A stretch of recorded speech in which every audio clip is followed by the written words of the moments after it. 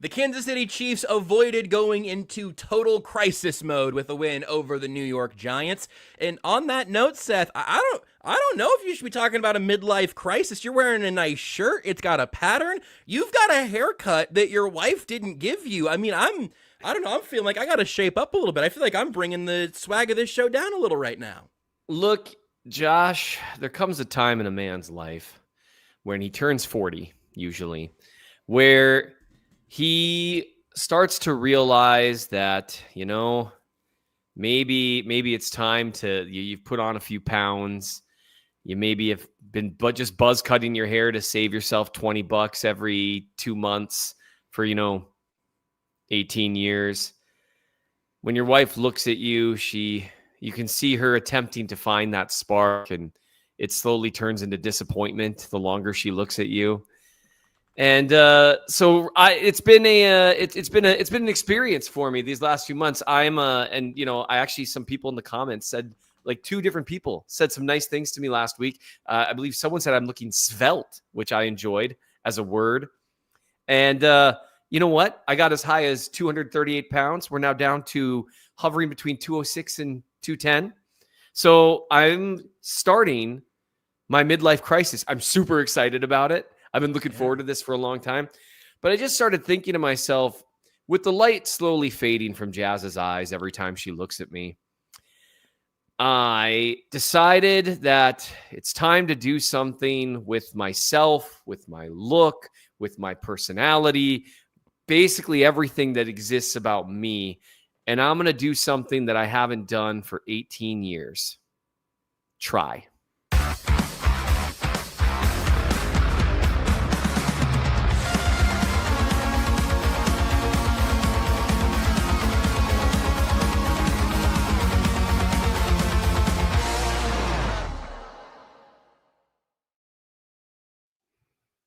Imagine my concern that I just found out that's not supposed to happen until you turn 40. Welcome to Only Weird Games! Joshua Brisco, Seth Keysor with you as Nate Taylor's on his way back from the Big Apple, or the big stadium just outside the Big Apple. Look, the Chiefs won on the road against the New York Giants. That's something they'd never done before. They had lost to the Giants on the road in the 1970s, 80s, 90s, aughts, the 2010s, and now the streak is over. They're 1-2. I mentioned yesterday on Everything Else with Joshua Brisco, available wherever you get your podcast or live on KCSN's YouTube channel, that we're going to end up in Ravens mode very, very quickly this week because that game is enormous. But I do want to take the time to appreciate, 1, the Chiefs did win a football game, and 2, the Ravens are in pretty much the same spot right now as a team that has 2 losses against 2 good football teams and 1 win over not a very good football team. That's the matchup of the week this weekend. It's going to be wild, but we're going to talk about the Giants today. Yes, I am excited to talk about the Ravens because it's so interesting, the difference between when your offense is struggling versus your defense is struggling, and you have a different level of expectation, the vibes that you get league-wide, because the Chiefs have lost to a pair of undefeated teams. They were in both games, much more so in the Eagles game than the Chargers game, but when Jones, we've talked about this last week, when Jones managed to get that inside move, I figured he'd sack Herbert, and I was like, oh, well, I'm going to be somewhat upset, but, we'll figure it out. But that's not what happened, of course. They were in those games, more so, I dare say, than the Ravens were really in that game at the end there against the Lions. Just saying. I'm just saying. So the vibes are totally different the way the two teams are talked about. And I get it, right? The Chiefs are coming off a Super Bowl blowout loss. The Ravens obviously didn't get blown out in the Super Bowl because, they didn't make it. But it's so interesting the way teams are talked about. Giants game, it depends on where you want to start because the first half, what is the line? As the kids say, I think it's part of, the midlife crisis. I'm going to have to get more up to date on this. And I'm really excited. Oh man, I hope this is not Jazz texting me watching from the Philippines. I was going to ask, I heard the text tone's coming up and I was going to say, Seth, don't look. Look. I don't want to know. Nope. Honey, if that's you texting, respect the bit. Anyway, that's sure to help. So I'm so nervous right now. So it's 6 a.m. there. That's not her. She's asleep, right? No, right now it's man, they're like 12 hours. I don't know. It's hard to say. She's been She's in getting the up at like Philippines, 3 you said, a.m. right? Is that, am I Yeah, doxing yeah. her now? Visiting some good friends, taking 5:49 a.m. in the Philippines, according to Google right now. You're okay. good Lord. Unless she's up early. Blowing up your phone. She was texting me earlier.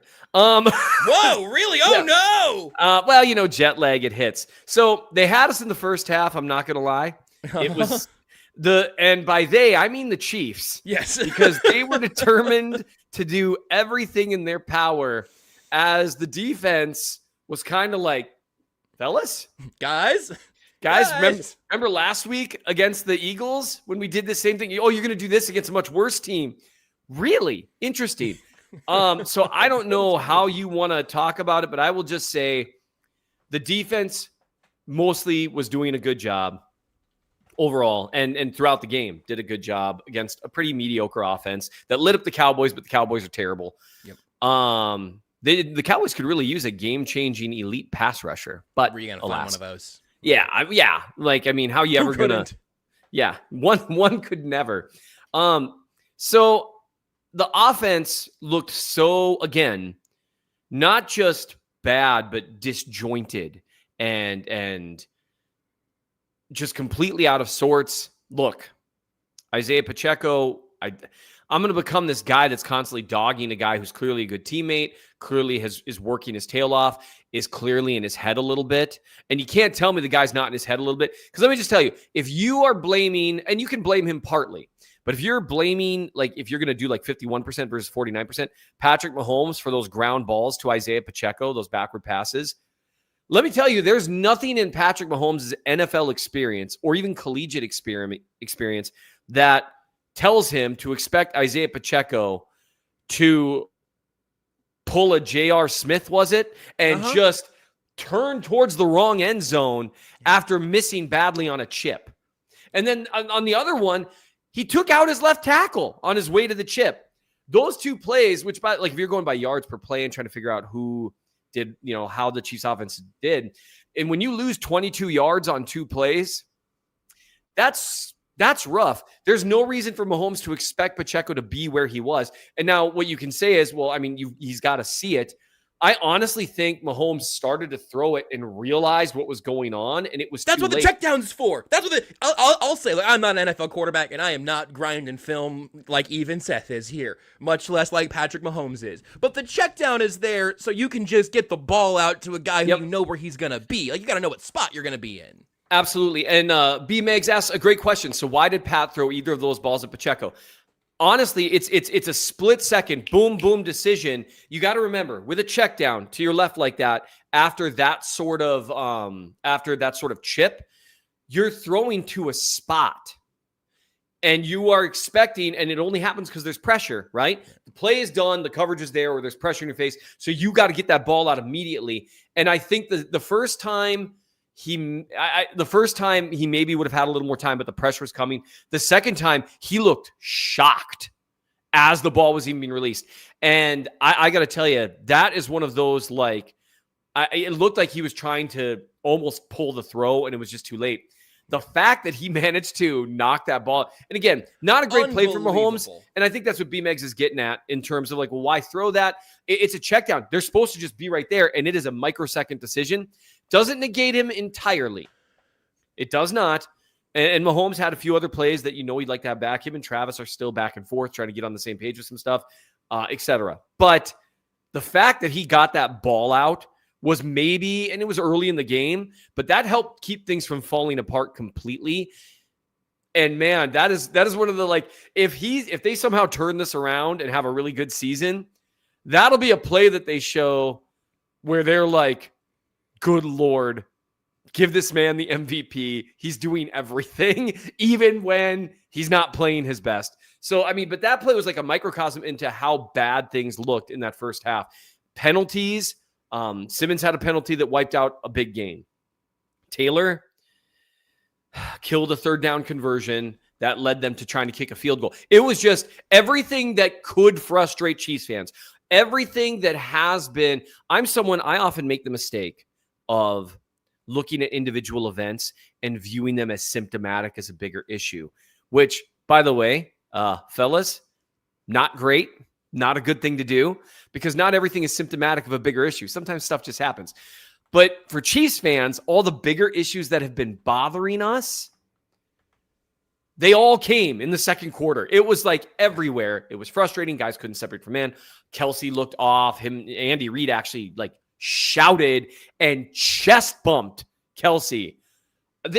I can't even imagine what you have to do to get Andy to come down on you that hard. So the whole thing was as frustrated as I've been as a Chiefs fan in the Patrick Mahomes era was in that second quarter. You named most of them, but I have a whole list, so I'm going to rattle through them also because I think, interestingly, it's what Andy Reid like almost opened with. In his opening statement at his post-game presser, he said that the second quarter was hard to watch, and he's right, and he was maybe even generous.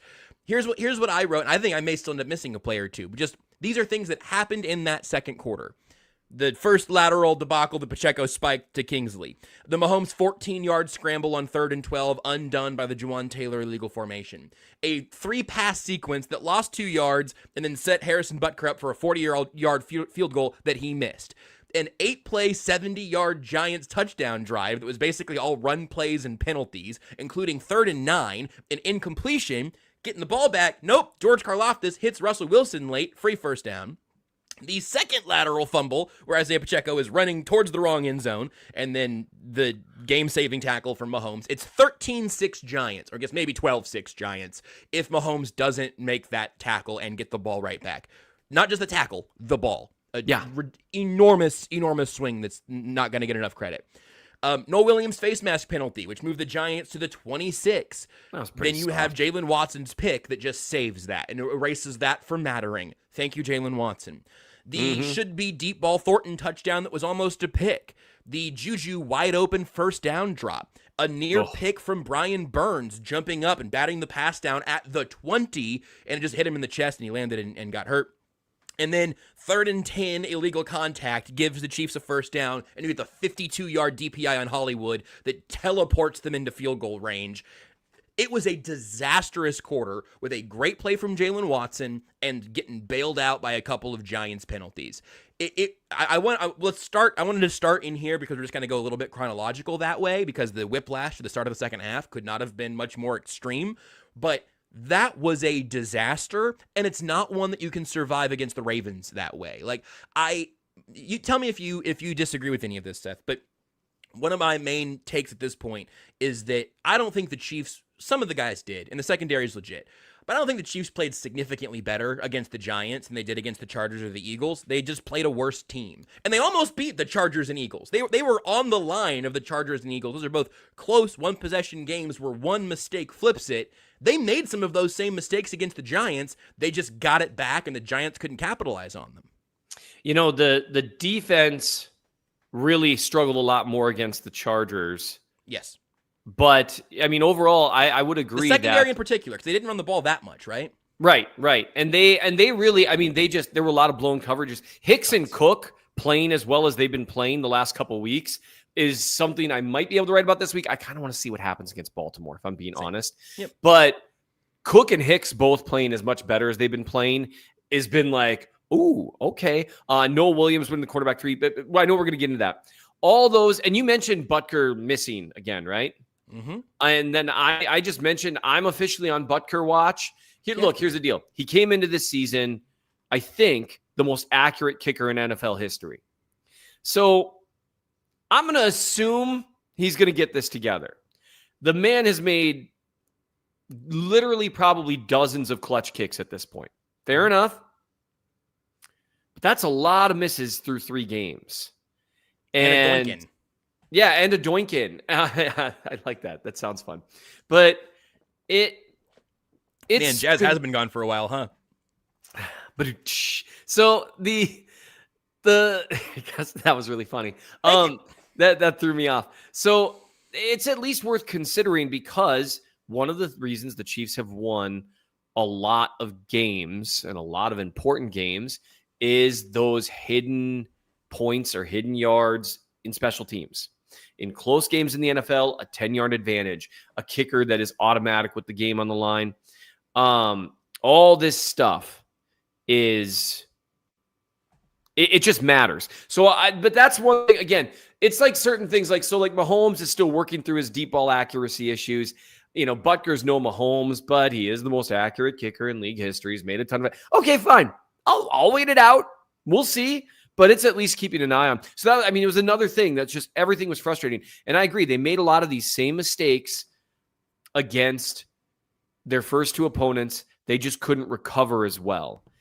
And that kind of stuff is not going to cut it against Baltimore. And so many of the things, when you go back and rewatch, you remember the series that I started, I think it was in 2021, called Self-Inflicted. I think we've talked about it before. Yes, I tweeted out a screenshot of a bunch of them last week because I figured it's about time for that to resurrect pretty soon.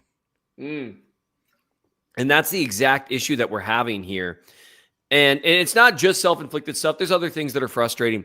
But again, an illegal formation penalty that kills a third down conversion that knocks you back, 10 yards, and then they do just kind of this give up, let's get into an easier field goal range, that kills a promising drive. When you look at the Chiefs' drives, you actually, their first two drives, they got 36 yards, 51 yards, 25 yards. Those first three drives, they caught a few first downs, were moving the ball. Then their next one was -9 yards.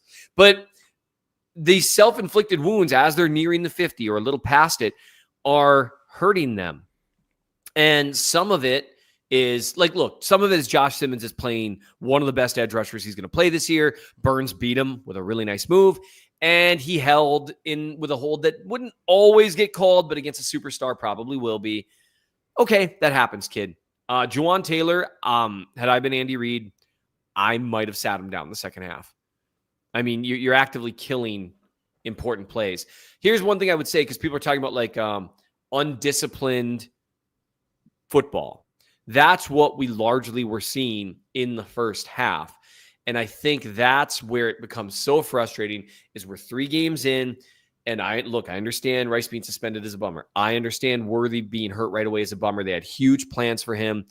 But some of the stuff that was going on in the first half, that's not stuff that you just fix with more talent on the field, because guys got to be lined up in the right places. Guys got to be executing stuff. And, some of the problems at running back, Worthy and Rice don't fix that.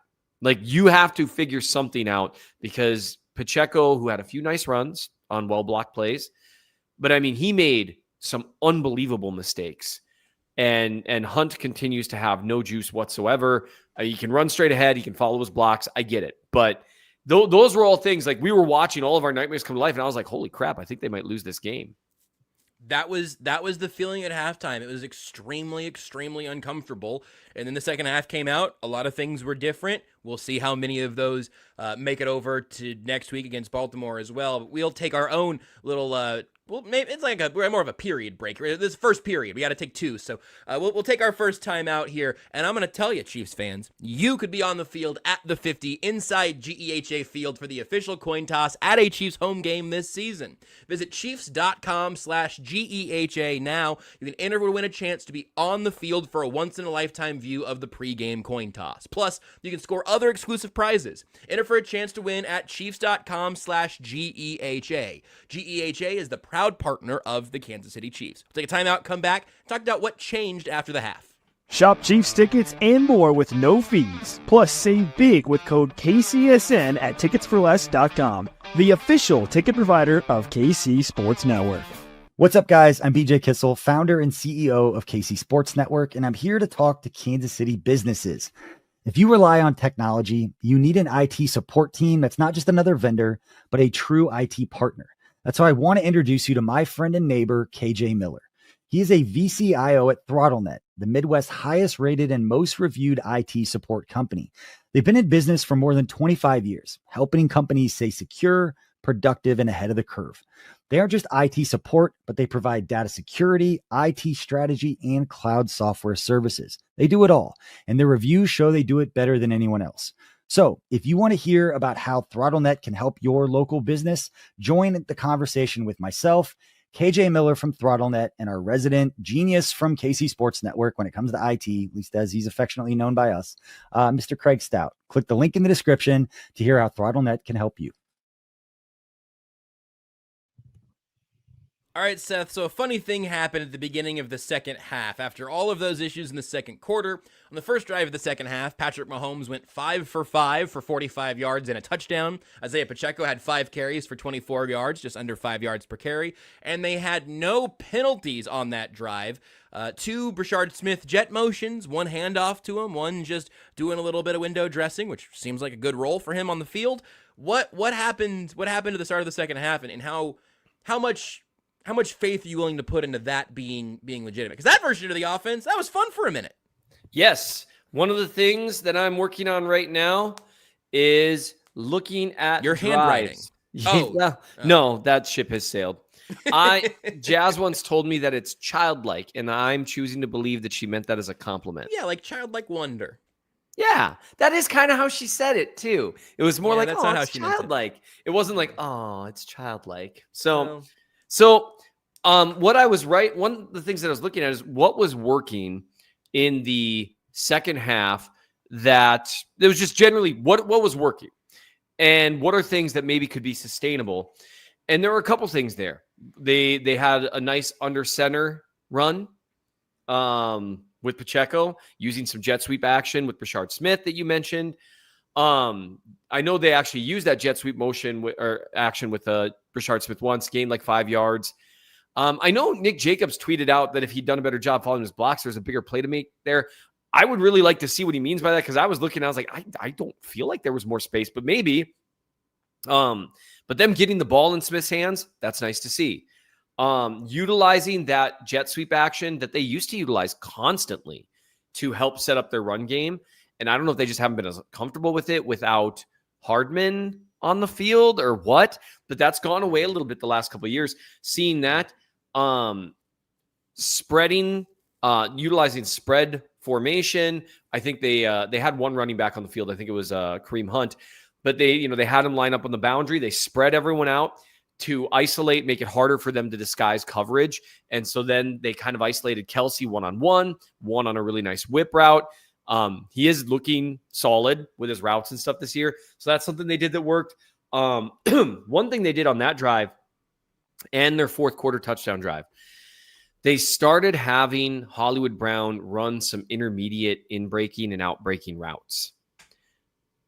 Oftentimes this year, I've felt like a few times we've seen Brown utilized similarly to how Worthy would be utilized. And Hollywood Brown is fast. He looks explosive out there, but I don't think he looks as fast as like his college 40 time. And he's been in the league a while. I think he's gained a little weight. He's like Taekwon Thornton. I don't think Thornton would run like a 4.29 or whatever he did either, because he probably weighs like 195 instead of 185. But utilizing Brown on in-breaking intermediate routes, whether you're talking slants or digs or some comebacks, things like that, that's where you can win with him. And they utilized him in that way several times on both drives. And that was really nice to see. Some of those longer developing crossers, he actually got open on Thornton's big third down conversion that Thornton just stole the ball from Brown. I think that would have been complete to Brown either way. Mahomes could have put it a little more in front of him, but Mahomes at times, he feels like he's worried about overthrowing stuff right now. It's just something to keep in the back of your head. Watch him underthrow. He did on the shot play on third down in the late fourth quarter too, which to be fair was partly an arm punt too. It's like, hey, if they pick this off, we don't care that much. But he underthrew it a little, and it's just, I don't think he, I don't know. It's just something to keep an eye on because he's overthrown a few times too. So utilizing Brown that way, I think helps. And then they're going deep to Thornton. And so there's things they can do here in terms of that. Like some of that stuff feels repeatable to me. Run the ball from under center with some jet sweep action. Utilize that with some boot concepts, marry those together, take some deep shots to Thornton, utilize Brown primarily as an intermediate weapon on in-breakers and out-breakers. Get Brashard Smith the ball more. Every game he's getting a little more playing time and seeing the ball a little bit more. He clearly had an 8-yard gain. I'm writing about this right now in the Chief North newsletter, that he had an 8-yard gain where he just outran the defense. He outran the angle. They don't have anyone else that can do that. So those things, it feels like you can build maybe not the whole plane out of that stuff, but you can do more of it. And as they continue to figure out who can do what, I think that's going to be a big deal. Not running, thanks, Nate Dogg, not running a bubble screen to your 36-year-old tight end. Not doing things the way they've done things the last couple of years. If I'm Andy, it's like, okay, what did we do last year? What's the opposite of that? Have we tried that? And so those are all things that I think you can start to utilize. You can use Juju Smith-Schuster on some of that shallow stuff. Like you've got someone that can win at every level. Brown can win intermediate. Juju can win a little bit shallow. And he's had juice after the catch this year. Like, they need to stop trying to utilize Hollywood for the Rashee Rice, Xavier Worthy stuff, shallow, because he's not a tackle breaker. And Worthy's not a tackle breaker either, but he's so freakishly fast that he can grab yards. Use Juju for that stuff. He breaks more tackles. He's just got a little more juice after the catch. So they seem like they could start finding who should be doing what. But I don't know. And those are the things that they ought to be doing more of. I just don't know if they're going to do it. I've lost a lot of faith. I think it'll be interesting to see the game plan against Baltimore, because Reed usually picks about game 4 and a big opponent to start really unfolding some stuff. Exactly what I was just about to say. Is just, if that's going to happen, now's the time. There's not another couple of weeks to wait, because when Rashee Rice comes back, it'll change again, right? And maybe if Xavier Worthy's back for the Ravens game, which we don't know what his exact timeline is, and we don't know what he's going to look like when he's back. So big if there.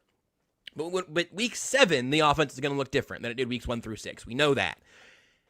I don't blame him for not having, a no Xavier Worthy plan for week 1. But for week 2, it was like, hey, can you make it look a little bit better knowing that you're shorthanded? And it didn't really. And now it's against the Giants. Can you lean into any of these little off-speed pitches that might work for you? And maybe they did a little bit there by your eye. I'm excited to read this piece, and we'll talk more about Taekwon Thornton in a minute. Leaning into what he's been able to do has been a great thing. But now the question is, hey, this is a really good team and a game that you really want to win. I don't think need is quite the right word. But in a way, both of these teams need to win this game, and I think they'll both probably make the playoffs either way. But this is the time to break glass and get a little bit weird with whatever it is whatever weird little rinky-dink play that you think you can steal 6 points on. I want to see one of those this week. Whenever you have a change to the offense, a gear shift that you can make, I want to see that against the Ravens, because there's not going to be a better, more important opportunity for that. The Lions game will be similar, but that's an NFC team. The Jags game is also important. You need to beat them, but I hope you can beat them with whatever your non-weird game plan is. Maybe you can't, but it's just going to be, I know we're literally talking about next Sunday on this Tuesday, but it is going to be a fascinating matchup. Let's talk more about Taekwon Thornton. Let's get into the specifics here, because you have a Taekwon Thornton piece in the Chief of the North newsletter. You take a closer look at what he did, from the red zone touchdown to what he was able to do there, to the deep shot that didn't quite land, to a couple deep shots that weren't quite close enough to landing, to the one that it was an instant highlight. What stands out to you in terms of what Taekwon Thornton has done through these first 3 weeks, and specifically against the Giants on Sunday? I think the biggest thing, obviously everyone knew that he had the speed to open up and get behind defenses. The consistency that he's doing that with has been really great. And that's because it's pretty constant. There's been one of the reasons why we're noticing, and Mahomes has never been a great deep ball thrower. And honestly, one thing Chiefs fans, one thing you need to get used to, if they're going to keep throwing deep as often as they have been, you need to get used to seeing more throws that aren't where they need to be, because if you're throwing the ball 40 yards down the field, you're going to be less accurate. His accuracy rate on these deep throws actually isn't bad. At least it wasn't last time I looked. So, I mean, we'll see. You're just going to miss those more often than you are, a 5-yard crosser. That's just the nature of the beast. How frequently he's able to get behind a defense. That's the first one. MVS could get behind the defense sometime, but I mean, with Thornton, it's a lot. And one reason we're noticing the throws is because he's consistently open. He's consistently got a step or 3 steps Pretty much without any them time. without these defenses and these safeties having Xavier Worthy to worry about, by the way. Absolutely. And that's what's so exciting about it is that he is making teams pay for variants of single high safety looks. If he's alone back there, he's running by guys. And so I'm really curious what that looks like in terms of once Worthy is back, because you really can do some fun things against the quarters looks that have dominated the league with two guys that can get behind the defense. So the other thing that I think has gone underlooked is the work he's doing at the line of scrimmage. Yeah. And that's what's separating him, I think, now from when he came into the league. That touchdown just did a great, I mean, he's facing press man coverage on the boundary. This is the exact thing he's not supposed to be able to beat. He just does a terrific, terrific job using his length. Because again, you got to remember, he is 6'2". He's got, I think it's 33.25-inch arms. For a wide receiver, that's like 80th percentile. That's longer than some people that eventually play tackle. And so he has the ability to strike first. He's got the ability to swipe arms off him, and he's showing a better release package than he has at any point in his career. So in that particular play, he steps in, gets to the corner's body, doesn't allow him to commit to either side, and then just explodes to the inside while swatting down that attempt at jarring him and just bursts inside. And because he accelerates well, he keeps the separation that he gets. So MVS had a pretty good release package off the line. The problem is that first 10 yards, he's not open because he accelerates slowly. Same with Justin Watson. He can accelerate quickly and maintain that top speed. So that's why he was able to travel all the way up into the end zone and stay open for Mahomes to go 1, 2, okay, don't like it, 3, boom. And that's what timing routes look like. He's hitting the back of the end zone right as Mahomes is throwing the ball. That's the way it ought to look. Those are things that he does really well. And those are all he actually, so one of my favorite plays is just a 7-yard gain, 2nd and 2. The corner is playing like 15 yards off him. So he just runs a speed out, 7 easy yards. And that's what happens when you're running by guys if you can turn. And again, MVS has a useful skill set, is not a guy that could execute speed outs very well. So he has a skill set, as we continue to see him build on it, that if he keeps doing this stuff consistently, right now he's playing like a legitimately good wide receiver 3. Keeps doing what he's doing, that starts to bump up to where a legitimately good, maybe a passable wide receiver 2 to legitimately good wide receiver 2. One thing for him, he is able to adjust on the ball, but he doesn't have elite hand strength. And we've seen that on a few. So there was a downfield ball down the right side of the sideline against the Eagles that he really should have hauled in. Like some of the misconnections deep between him and Mahomes have been on Mahomes. Mahomes overthrowing him a little bit, that kind of stuff, or a lot in some cases. But some of them have been on him. He should have hauled in that one down the right sideline. He should have hauled in that first potential touchdown against, who are they playing? The Giants. There it is. Again, 40, He should have hauled that in, couldn't quite survive contact, but then he makes an incredible adjustment, snags the ball out of the air on the next play. So he does have decent hands. They're just not necessarily high level, and when you're a downfield guy, you're going to see some variance with that. And that's just something to think about in terms of, as opposed to guys that are like elite downfield guys, those are guys that haul in basically everything. So that's one thing. Contested catches aren't really his thing. You had that at the end of the first half, where Mahomes really underthrew him to an extent, put it more towards the middle of the field than he should have. But Thornton also kept moving his momentum backwards and didn't make a strong grab at the ball. That was catchable. He let the defender kind of play through his hands. And again, Mahomes could have thrown a better ball too. But those are like kind of those 50-50 moments that might keep him from maybe being like a wide receiver 1. But what he's showing right now, you keep doing this, especially getting behind a defense over and over, that allows you so many more ways to win underneath easily. Like, again, just your 7-yard speed out. And then that, of course, leads to double moves, all that stuff. So he does a lot of things well that can be weaponized. I don't want to get too carried away because there's still work to be done. Like the play where he stole Brown's 3rd down conversion, right? Mm-hmm. one of the reasons that play looked so messy was because he got jammed into oblivion. Now, he eventually recovered and used his left arm to chuck the corner aside. Great recovery, but he did get thrown way off his timing, and that resulted in Kelce running into him. That's not on Kelce. That was on him. That's always going to be at least somewhat of an issue unless he can really – now, if he develops on that the way he's developed in this last year, we might be cooking with gas a little bit. At this point, I would say that Thornton is the Chiefs' best receiver currently on the field. I think he separates better down the field for sure. Down the field, he separates at a high level.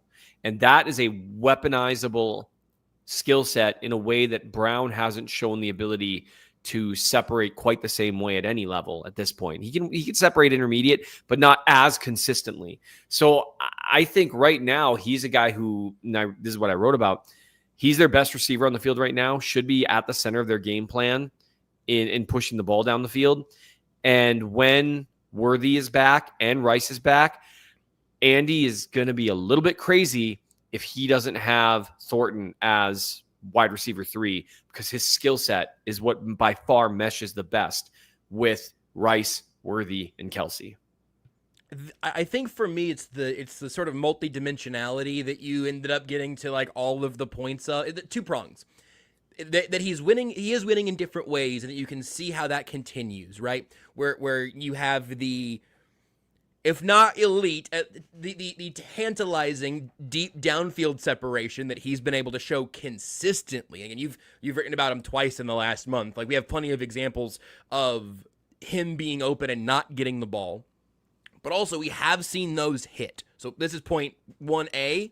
It's not all theoretical. It's not just, well, he's open on film here or there, and if the deep, or if safety, when Worthy comes back, if the safeties start shifting over to pay more attention to Worthy, well, then maybe Thornton, that to me is kind of like part of the Justin Watson problem, right? Where Justin Watson had a couple of plays here and there, but the theoretical ceiling for him was a player who could also stretch the field for you down. He's running cardio. The MVS thing was you saw it, but then you lost it. And for a while, it was, well, can he get back to what we've seen from him? And then he never really did.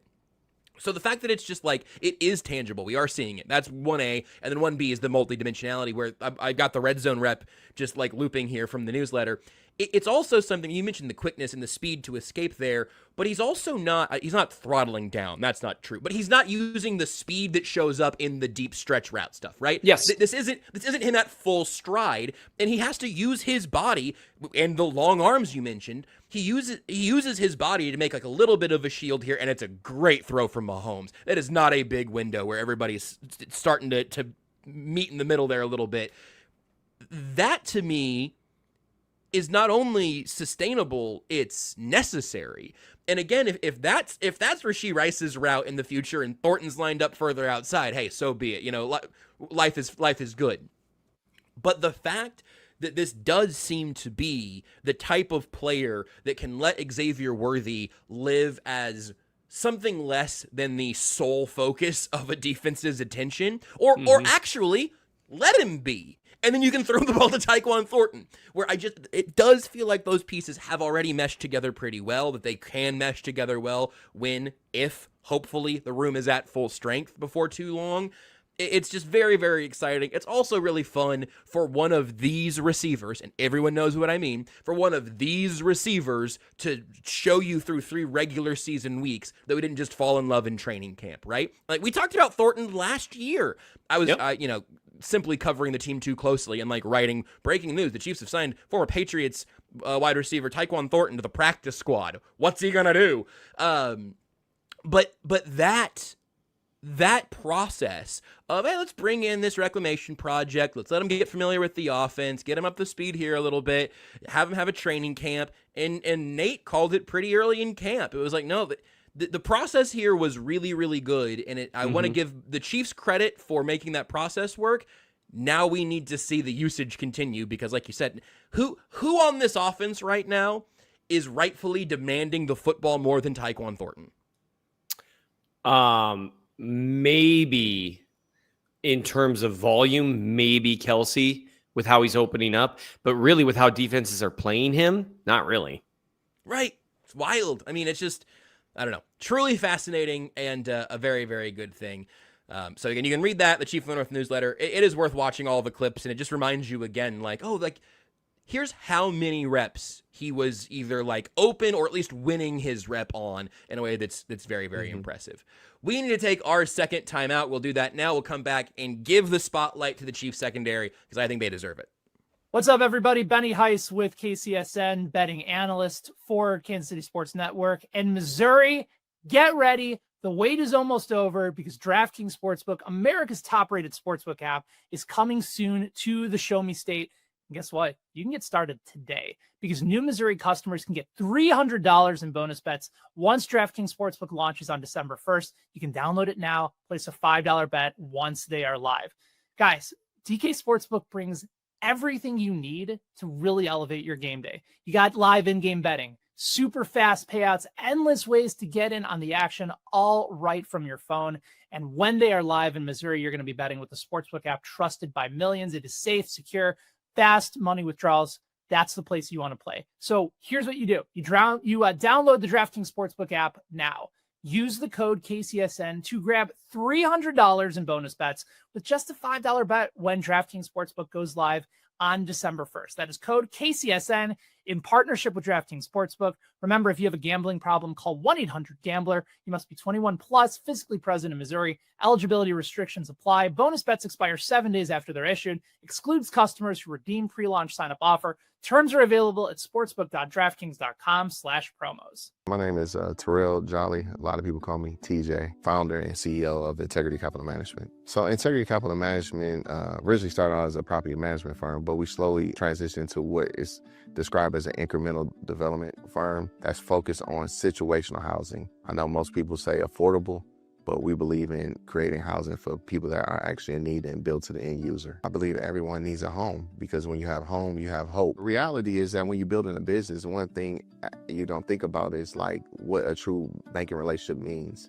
And, I had the honor and privilege of meeting Debbie early on in my career when I was just trying to get going. And as a small business, it's really challenging at times because people don't understand the concept or not believe the longevity because you're just getting started. But Debbie was willing to take a chance on me, be patient with me.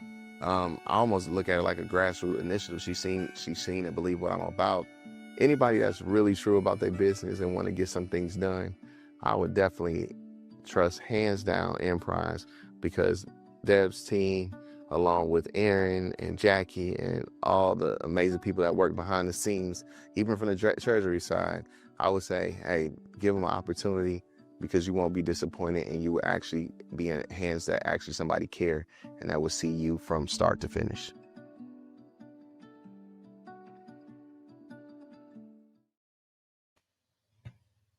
Let's talk about the most fun thing from this game, I think, Seth. We mentioned Cowboys defense, not good. We're aware. But Russell Wilson and the New York Giants, Russell Wilson no longer the starting quarterback of the Giants, by the way. Good luck, Jackson Dart. I'm just going to stick with good luck. But they put up 37 points on the Cowboys, took them to overtime last week, and Malik Neighbors and Wan'Dale Robinson went absolutely nuts. Yep. In this game, That was if you didn't ugly. know, if you haven't checked the box score, you know who the New York Giants leading receiver was on Sunday night? Do you know, Seth? I actually have was it Cam Scatabo? It was Cam Scatabo. 6 catches for 61 yards. He was their leading receiver. And look, it's a good game for him altogether. 121 all-purpose yards for old Cam. Good for him. If that's all you got working on a team with Malik Neighbors, that's a good bit of negotiation by the Chiefs defense. Malik Neighbors got targeted 7 times, and Jalen Watson had half as many catches on those targets as Malik Neighbors did. Jalen Watson had 1 interception. Malik Neighbors, 2 catches for 13 yards on 7 targets. Wan'Dale Robinson, 1 for 26. Even Darius Slayton, who had a good game against the Cowboys, 4 for 30. The Giants' passing game, especially, and you could see Russ looking for it. You could see him in the pocket when he had the time. He was back there, and you could see him looking downfield, doing a little shoulder twitch of like, I just want to throw it deep. So I want to throw this ball 40 yards so freaking bad. And the options I'm gonna weren't touch available. the moon with this thing. Yes, that's why he lives to play quarterback, is to throw the moon ball, and I enjoy watching it. Especially, I enjoyed these attempts on Sunday. But For the issues, and I just did a radio hit with good old Carrington Harrison over 96.5, and he said, look, I hear you on the secondary. Can we wait until it's Lamar Jackson again and not two teams that don't have functional quarterback passing play? Yeah, I think that's fair, but there is a tremendous amount of talent at the wide receiver position for both the Eagles and the Giants, and the Chiefs' talent at corner and even at safety has held up stride for stride. So I do still think that the Ravens are a unique challenge in their own way, and the only quarterback who the Chiefs have faced who's like dealing right now was Justin Herbert, who took advantage of all those miscues and the miscommunication and all of that. Right. So maybe they shouldn't be 100% removed from what happened in week 1, but week 1 was miscommunications. It seemed like mental mistakes, not knowing where to be, weird stuff like that. Whatever changes have happened, or maybe it's just improvements from the guys figuring it out. Maybe it's Spags simplifying some things. Again, maybe it's just them catching up. I'm not sure. I think a longer look at the film might be able to give us some hints, and maybe that's after the Ravens game. But the performance from Jalen Watson in particular, Trent McDuffie, we know how good he is. Noah Williams has graded out very, very well in the snaps he's played. He played more. McDuffie got a little more time in the slot. And again, Brian Cook ended up playing a little more than half of the snaps in this game. Now, he got hurt, and so it would have been a little more than that, but he returned. Shamari Connors was at 100% again. Chris Roland Wallace has the pick, and we've been talking about Chris Roland Wallace for a year now. I am extremely impressed by what the Chiefs secondary has done, and I think they deserve the credit that these stat lines indicate. Absolutely. It's really an interesting thing, and we've seen this before with Spags, where we've had rough games with, miscues and that kind of stuff. And then like the very next week, suddenly everything's seems to be tightened up. We know Spags and Dave Merritt are excellent at coaching secondaries. We know they're good at it. And so that's why we also know that Brian Cook knows the system. We know Jaden Hicks was considered a really sharp player in college. Like, that's what made how poorly they performed. Connor has his stuff that he's going to struggle with at times, but like the miscommunication stuff, the air stuff, it was so jarring in week 1. They've really tightened it up a lot. Like you said, there's a lot of wide receiver talent. I think that Noel Williams had too many penalties in college, is probably going to have too many penalties as a pro. The best thing that could possibly happen to Noel Williams, honestly, they got to find some way to have him have like a big game on national television, get him some notoriety. We talked about this with L'Jarius Sneed in 2023. The best thing that can happen to a physical corner is you get a reputation for being awesome, because the refs, they will let you get away with so much more. And that's just, hey, you've earned it. So you've earned the benefit of a doubt on some of those grabs. And that's just one of those things that like, it just would be interesting to see with him. He shows a real edge, some real physicality that I think the defense needs. He fits right in with Watson and McDuffie. Excellent against the run, excellent tacklers, really can make guys pay for catching the ball. He contests strong. Overall, he looks solid in coverage. It's interesting because with Christian Fulton out, that was nerve-wracking. We'll see when he comes back, but that's been a big part of it, I think, is Noel Williams coming in, playing pretty well so far. And he's a rookie. I assume he's going to have ups and downs. So that's been huge. Hicks and Cook in particular playing so much better has been huge. I would just love to see, again, McDuffie at the nickel full-time. He had a great blitz. He's so weaponizable there, and he helps solve so many problems that they have at times defending the middle of the field. And that's such a big deal. And it also allows you, and Stephen Holman with a good chat here, Noel playing means Connor isn't playing the third corner. And they did still have Connor in the slot a few times at least. I don't love that, but they can, if McDuffie's in the slot and Noel Williams or Christian Fulton and Jalen Watson are the outside corners, that allows you to play all over the place with Connor and kind of unleash him, which is what he's best with. He is best when you kind of rev him up and point and shoot, and he can blow up some plays that way. That's kind of his best usage. And honestly, in the middle of the field, not from the slot where he's in man coverage, but if he's in a little more of a robber role, some of that range he has is useful. So it's looked so much better. They had Malik Neighbors just in Hades, man. Every time they tried to throw him the ball, there were two guys there, and it was glorious to watch. Great positioning, and that was the big thing against the Chargers. You just had guys out of position, whereas I didn't see a blown coverage pretty much all night. Like if they got a gain, they had to earn that thing, and Wilson, who is not that good a quarterback at this point in his NFL career, does still throw a really pretty deep ball and has guys to throw it to, and he just couldn't. And when he tried, it got picked or knocked down or defended really well. So that was really cool to see. I love seeing Roland Wallace taking safety snaps. It seems to agree with him. I kind of liked him in the slot, but whatever. He's showed some good instincts. We know a spag safety can also play in the slot some, so we'll see how that evolves. Absolutely true. So there's just a lot to like about what the secondary is doing right now. They've played against talented teams that aren't really well put together in terms of how they're coached offensively overall, in my opinion. And then the one team that is coached better offensively overall. And I will say, Week 1 was one of Spags' probably worst games I've seen.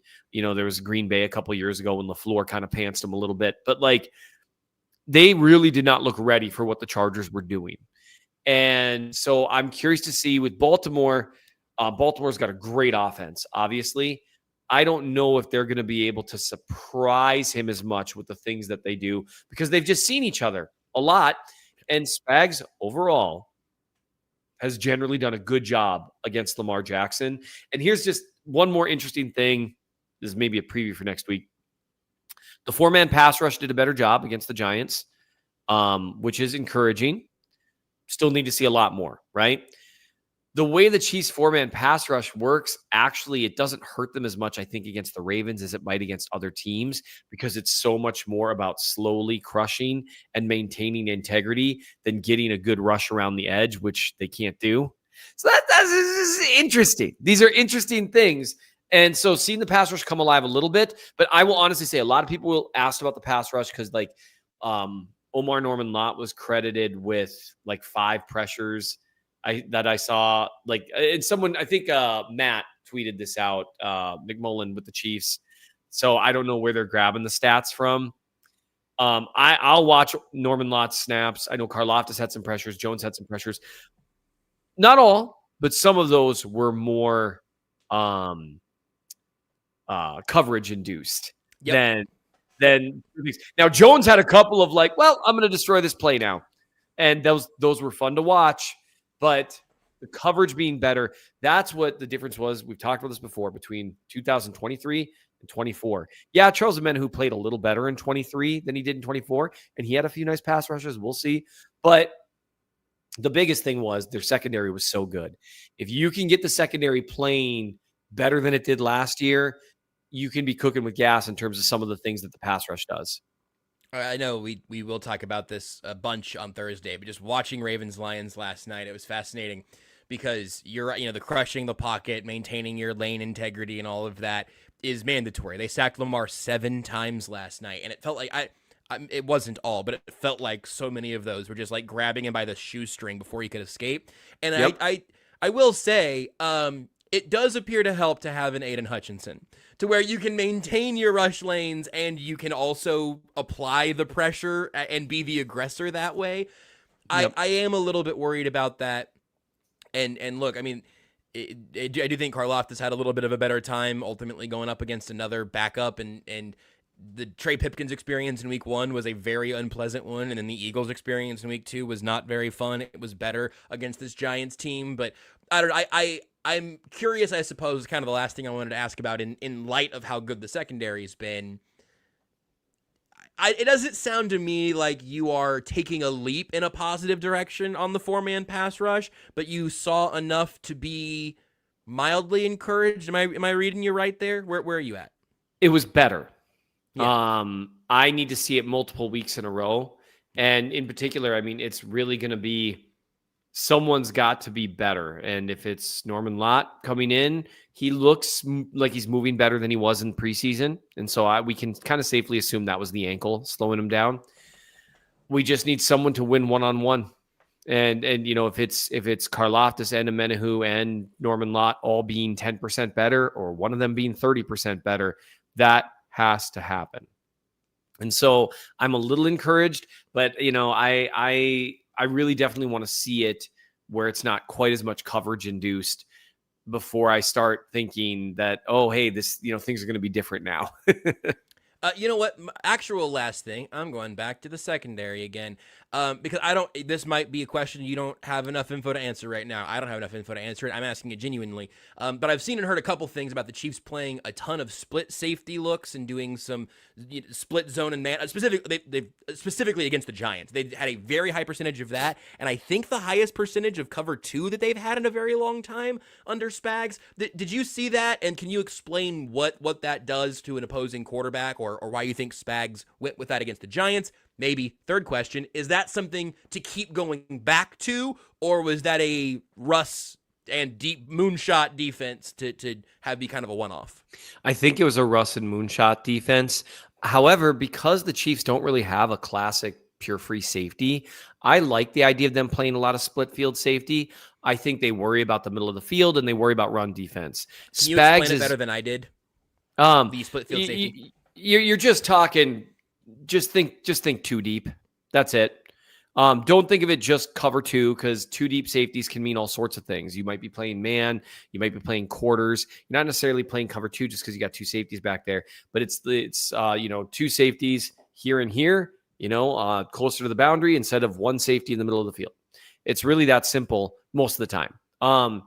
I think Spags does better. He has tried to run a lot of different kinds of single high safety stuff with a lot of rotations and that kind of stuff, but they don't have a pure free safety. And he likes being strong against the run, but the problem is it just leads to more gaps on the back end. And I think some of the guys that they do have are better at disguising out of those looks. You can do different forms of coverage on each side of the field. That's really what cover 6 is all 2 different kinds of coverages, one on each side of the field. You can do that when you've got split safeties. You can do that when you've got 2 safeties, 1 on each side of the field. And if you've got guys that you trust to come up and play the run from depth, then you're kind of cooking with gas. You can disguise it better. I hope that's a sign that they move forward more to that. It also can allow at times for your corners to play a little more aggressively at the line of scrimmage because you've got help on the boundary on both sides. And that would go more naturally towards the skill set of Watson and Williams in particular. And to an extent, McDuffie, because while McDuffie is on people like glue even down the field, ball skills are his one area where he's not high level. And so him getting beaten deep can be a bummer, or even just being one-on-one deep. But if you've got a safety over the top there, you don't have to worry about that as much. You can just allow him to dominate underneath. I would love to see them play more of that. I'd be surprised if it was against the Ravens, though, because, with Derrick Henry, if you don't stop him in those first 3 yards, you're in trouble. Your only way of stopping Derrick Henry right now is by taking the football. So maybe this is the week Mahomes plays some safety or some linebacker or something, because Mahomes had one of the most impressive punch-outs and football takings of the season, and Derrick Henry keeps putting it on the ground. So there you go, Spags. That one's for free. Go ask Andy about that one. Ask if you can have Pat on defense for a couple snaps. Let me know how that goes. Yeah, I'm looking forward to. We got to bully Nate into doing that, and then we'll get that figured out. But that is definitely an area I want them to explore more, because it fits their personnel best. And I feel like so far this season, we've seen a lot of experimentation, even on both sides of the ball, trying to figure out who's doing what. Good enough for me. Who's doing what right now is the question. Well, bad news, Seth. You're doing the outro because Nate's not here. It falls to you. I'll tell you this again. You can check out Seth's Chief of the North newsletter at mnchiefsfan.substack.com. And we'll be back with Nate on Thursday to look ahead to a absolutely massive game that I will reiterate this again on Thursday. I've already said it once today. 2 1-2 teams who both have legitimate Super Bowl aspirations, who have 2 close losses to 2 good teams, and 1 better win against a bad team. That's the exact same spot that the Chiefs and the Ravens are in right now. So it will be fascinating to see how that game comes together. But Seth, we're not going to do this show again until Thursday. I'm going to need you to find some way to tide us over till then. Get us out of here. Something for Chiefs fans to keep in mind as the game against the Ravens approaches, and what we should have been keeping in mind during the doldrums of the second quarter against the Giants. You know what? Sometimes things are tough. Sometimes everything is just going wrong. Things aren't working out the way you want them to. It seems, people are running into each other. It's a whole deal. No matter what you try, you just can't seem to push through and accomplish the things that need to be accomplished. And I would just let you know that when you feel that way in football or in life, don't ever underestimate the value of a haircut and a nice shirt. I thought for sure that was going to end up being about the Rapture.